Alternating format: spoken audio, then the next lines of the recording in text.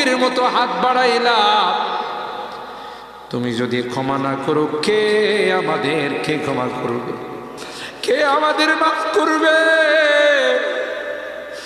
ভিক্ষুকে একজনের কাছে ভিক্ষা না পেলে আরেকজনের কাছে পায়, এক দুয়ার থেকে বিতাড়িত হলে আরেক দুয়ারে যায়। তোমার দরবার থেকে যদি মাহরুম হয়ে যায়, বিতাড়িত হয়ে যায়, কার কাছে যাব? কে আমাদেরকে ক্ষমা করবে?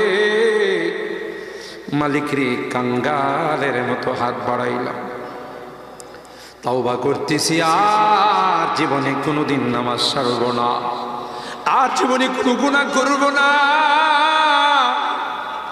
আর জীবনে কোনোদিন বেপরদায় চলব না, আর কোনোদিন সুদি লেনদেন করব না। কিয়ামতের কঠিন ময়দানে